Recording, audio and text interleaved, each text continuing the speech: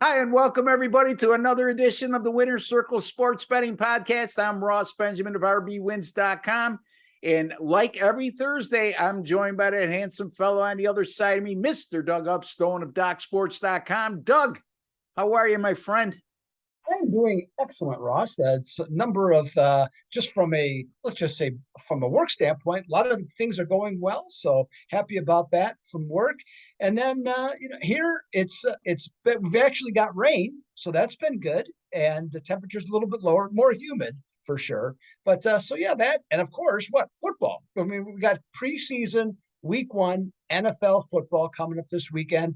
Couple games as we do today's Thursday. Got a couple games tonight, and then a bunch, the rest of the weekend. So, hey, things are looking up, and it's coming fast and furious now, Ross. Yeah, absolutely. I look forward to it. And as we know, and maybe a lot of the viewers don't, our preparation for football season, it encompasses most of the month of August. So we're not only giving out NFL preseason picks and attempting to win at a high rate, but we're also preparing for the college football and NFL regular season. So a lot on our plates, and it's an exciting time of year for us as handicappers, and it's a challenging time of year, but that's what we live for. We live for the challenge. And if you're not competitive and you don't accept challenges in this industry, you need to find something else to do for a living.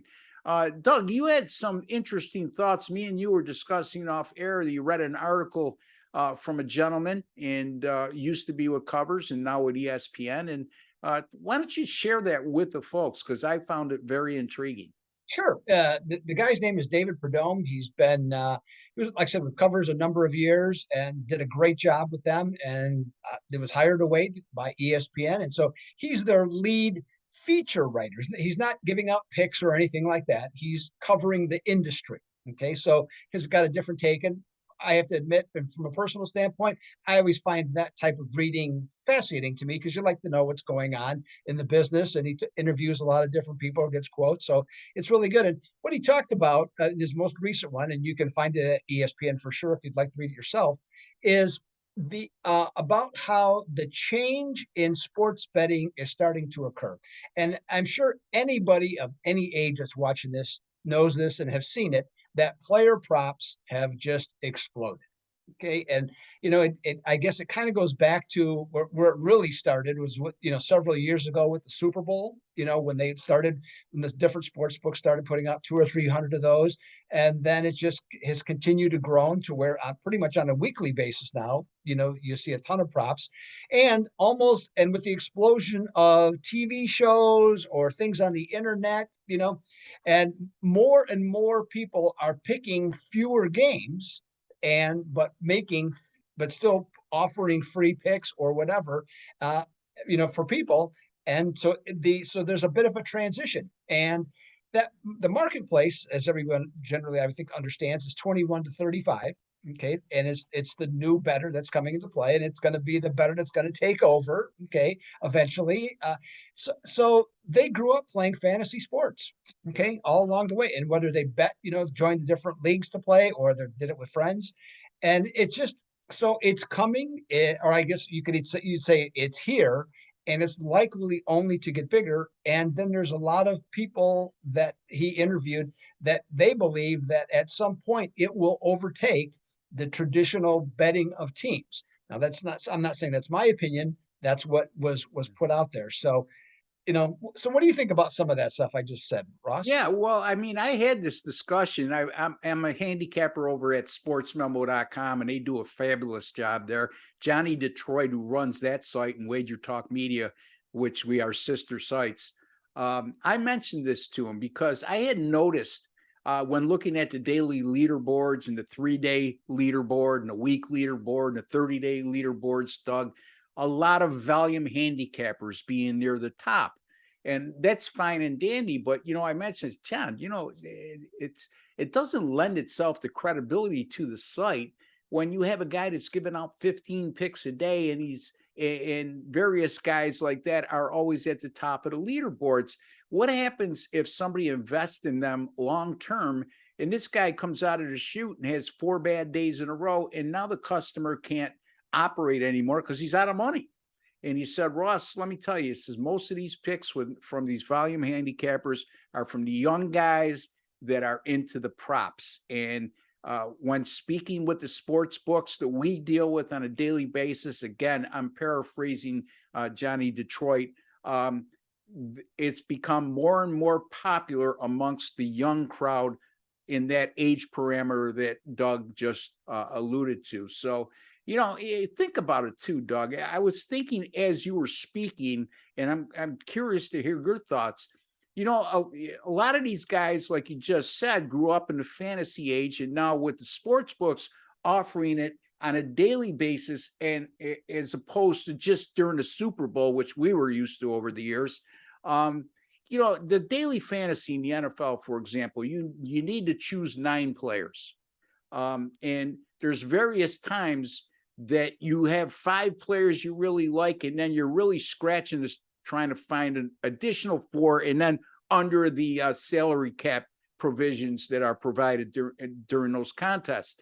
And, it stands to reason that the younger crowd would say, you know what? I could always come up with 1, 2, 3, 4 really good fantasy picks. It's where I get stuck is after the 5th one or the 6th one.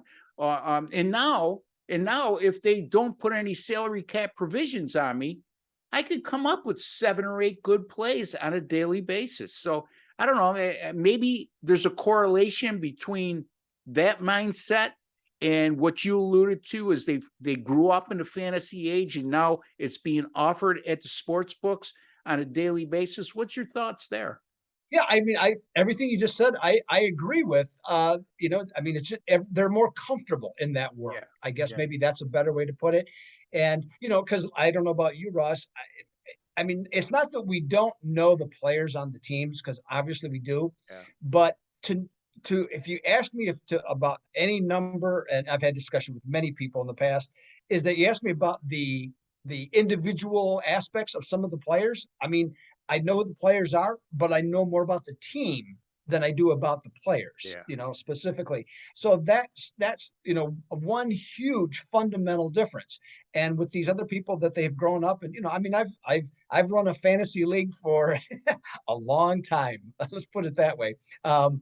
And so I mean, I'm familiar with how it works and all the dealings, and have done it for a long, long time. But I just, for me, the prop stuff it's okay, but obviously the market's going that direction. But here's the other thing though about the market, and to me, this is the most fascinating part of it, is that everything is being driven towards parlays. Okay, in the market, that's what the sports books are pushing. That's where they are creating the excitement for people to go into that. And for the most part, that's who most younger bettors, that's what they like to bet. They like the parlays. They like, all of those types of things where it's a relatively low amount to be wagered with the potential for a big payout. Okay. So, hey, you know what? I have no problem with that. You and I have talked to literally, we were blue in the face to tell people, be careful on parlays, be careful on this. But you know what? We can only say that so long. People Yeah. are going to do what they want to do. Okay. So, but the thing is, or the fact is, those parlays or teasers or anything that you add, those are the most profitable items for the sports book. Yeah, Period. it's always been the allure with parlays, right, Doug? It's just now that the younger crowd is getting involved, they're taking it from betting teams in a parlay to betting player props. And to me, there's no difference. The odds are stacked against you. And I would not encourage it. Number 2, we talked off air about this as well. And again, I want to hear your thoughts as a follow up is that be careful when you're buying from a handicapper that's giving you player props, team props, whatever. Make sure your sports book that you're dealing with has those available to you, because it's not always the case where all the props that are being provided for a handicapper at a particular site that has to draw from 20 different sports books. It's not necessarily the case that your sports books are going to have some or all of those props available. So your thoughts? Yeah, no, I mean that's absolutely. I mean, we've always encouraged the idea of to having more than one sports book. So that's so if you do that, but and one of the things that I have noticed too, this goes back probably in the last maybe month or so. And you see this on Twitter more than any place else, is that a number of them are identifying where this is at. Okay, so that's a positive, Yeah. from that standpoint. The most interesting thing to me though is that there's been a huge push of what's being referred to now as the three-leg parlay. So, for example, if you want to take touch on football, if like let's just go with Tom Brady, for example. These are just numbers I'm throwing out. So you bet Tom Brady that he will have over under so many passing yards. You'll have Tom Brady for so many over under completions, and you'll have Tom Brady for touchdown passes. So you're putting basically you're doing the whole thing relying on one individual, which you feel you understand, I can only assume, and you're trying to put the whole package together for that. It sounds fun and it sounds exciting. The problem is that you could hit 66% and lose. Now, in a lot of cases, we're talking about here because I've seen these, because a lot of things on Twitter that you find, they're showing that what appears to be basically their betting slip, or at least a photo of their betting slip. And a lot of these are all 25, maybe $35. Some of them seem a little fraudulent that are upwards of 1,000 because there's limits that that's which, by the way, is another thing. There's pretty severe limits on all of these types of things in terms of how much you can bet on them. So that's something else to keep in mind too. So if a bigger bettor is used to putting down $1,000 a game, well, you're not going to get $1,000 bet on a three-leg parlay on an individual player. It's just that the marketplace isn't there yet. So we'll see how that plays out. But yeah, so I mean, I think it's a fascinating topic. Like anything, I don't know if it's going to take it over. I mean, but who would ever thought that, this goes, well, the most recent examples, like even in sports, whoever thought the American Basketball Association would join up with the NBA? Yeah. Whoever thought, if you go way back, AFL. the AFL, whoever thought that? So, to say no, that's no, that can be wrong. I don't think anything would ever change my mind or change the sports book's mind to think that they would encourage parlays, because they're always going to encourage parlays. Right. And again, think about it, folks. Doug just said they're really trying to push these three-leg parlays at you. They only have to beat you 1 of 3. You have to beat them 3 out of 3. It's just common sense. And one other thing, and I'll let you finish whatever thoughts you have left on this particular topic, is I always joke all the time, not joke, I really mean this to a degree, is that I don't care who's on both sides of the ball. I'm just out to beat a number. So that's how we grew up, our mentality. And I think that's where you were going with it. I can't quote you for sure, but what you were saying was, more about the team than the players. Well, yeah, exactly. That's the way we were taught as youngsters, and we developed our systems as we went along, is really to pay attention to the team and the number, and beating just the number itself. Because if we know who's on both sides of the ball, the odds makers do too. So when you start hearing handicappers tell you about injuries and weather, and that's their opinion is formulated solely on that, you're dealing with the wrong guy, because nobody knows any more than the odds makers themselves. Anyway, Doug, your final thoughts, and then we'll get to our free picks. Yeah. I mean, nothing much more to cover. I think that the biggest thing I would say is use caution. Okay. I mean, to your point, Ross, the number is still the number. So, if you're into, let's just, I mentioned Tom Brady with the 3 things that I mentioned, you're still trying to beat a number, and you can research it, find the information, and generate a good opinion. The days of the sports books that they would used to just take averages, and that's what they would use in order to make props, those days are gone. Okay, never coming back. They have much more sophisticated now, and they alter them lightning quick.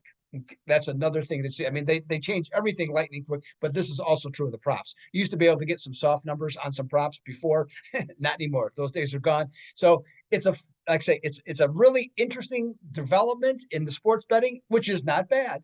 Okay. And it's just a matter of how much any particular person wants to go into it. Do your homework and you know what? Have some fun with it. Because that's ultimately what this is about. You want to win, but you also want to have fun. Yeah, we live in a world of analytics these days, and that's why what Doug was just touching upon, more or less, is how they're able to make lightning quick adjustments on the fly, and how they're able to just not use averages anymore, use analytics to come up with a really tough number to beat. Anyway, Doug, tell the folks how you've been doing of late, where they could find you at Doc Sports, and also you got any specials coming up, what you might have coming up over the weekend, and then get into your free pick, NFL preseason free pick. We have two of them for Saturday, and we're going to start with Doug. All right. So just a little bit, Doug Upstone, just like it sounds, at docsports.com. A number of things are going well. I'm hitting in the last 2 weeks, I'm hitting 60% of my baseball plays.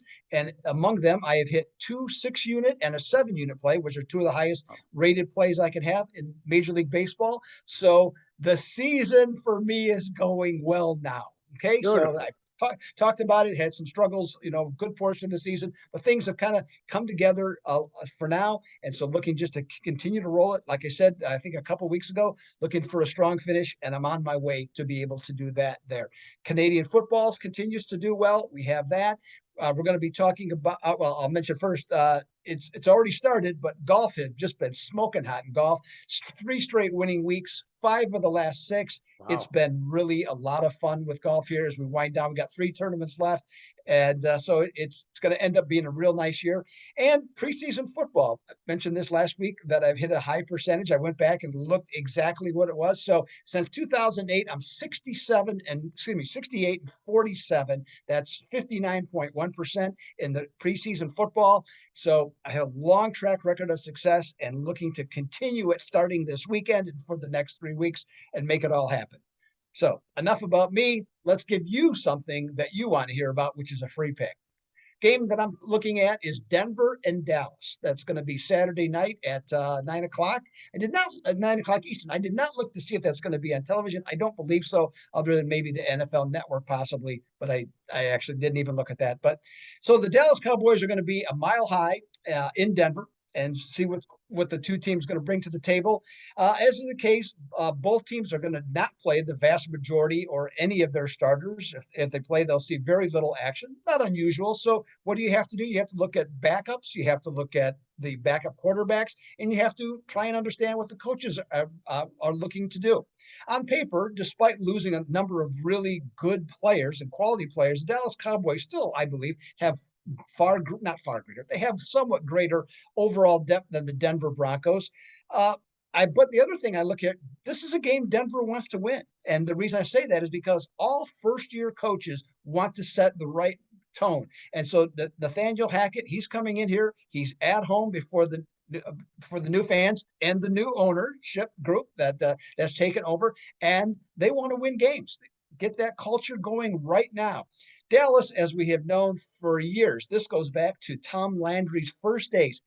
Tom Landry and virtually every coach that's ever been at Dallas has never cared about preseason football. It's just not a priority. Their whole purpose of this is to get the team prepared, and that's what they're looking to do.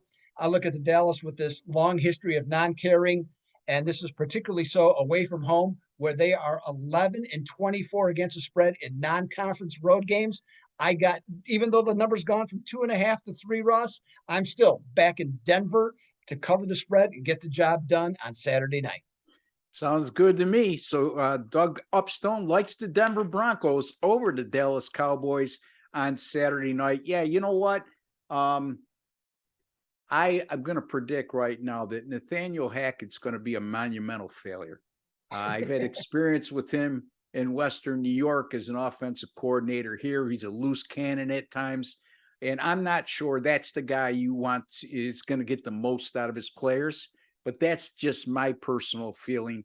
And I also think that too much is being made out of Russell Wilson being with Denver.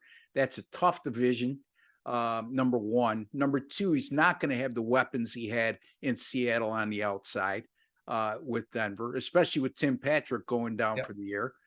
So just be real careful with the Denver Broncos when the regular season campaign begins. But Doug likes Denver, and for good reason. And so I'm going to take a look at the Seattle at Pittsburgh game.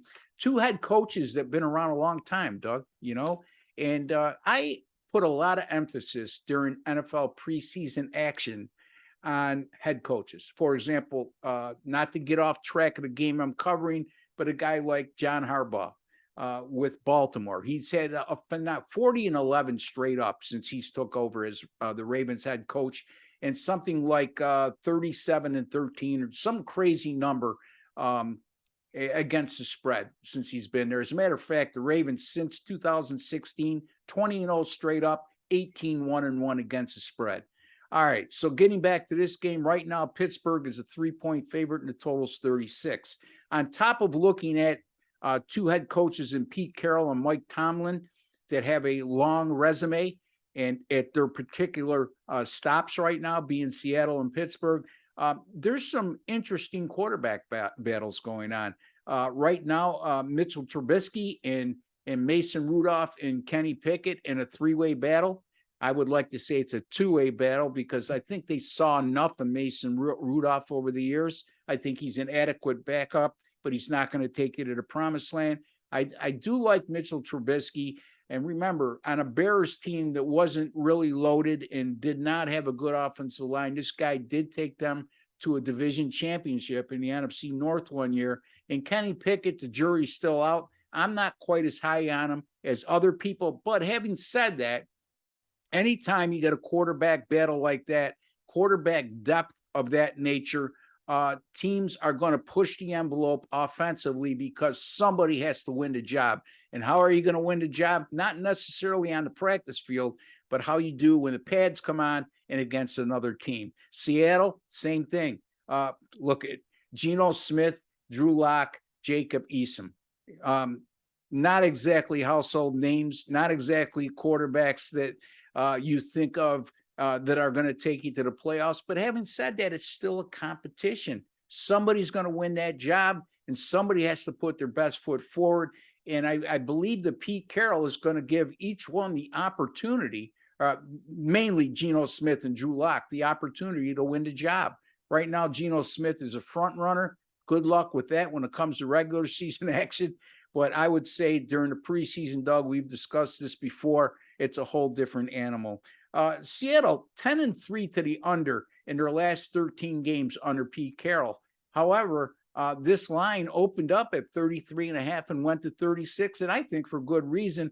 And then when you look at the fact that Carroll has gone 6-4-1 to the over in his last 11 preseason openers with Seattle, and also the fact that since 2018, Mike Tomlin has gone 8-4 to the over, including 7-1 to the over when the total was 39 or less. I think this is going to be a high-scoring affair. When I say that, keep in mind the total's 36, so high-scoring affair could be 40. So I'm going to go with Seattle and Pittsburgh over the total of 36. And Doug, again, tell the folks who you like and just a friendly reminder where they could find you. Sure, absolutely. And I got the Denver Broncos -3 at home, and it's Doug Upstone at Doc Sports. Now, Russ, I want you to let the folks know how well you've been doing. Well, my NFL preseason picks, thank you for asking, Doug. Since the start of last year, 11-6. That includes 9-2 with my last 11, including a Hall of Fame game winner on the Raiders and Jaguars game over 30.5. Since 2012, I had to really research this, and I said, let me come up with some accurate numbers in case somebody questions me. At sportscapping.com since 2012, since 2011, 5 top 10 finishes. Since 2012, 58-40, which is a little over 58%.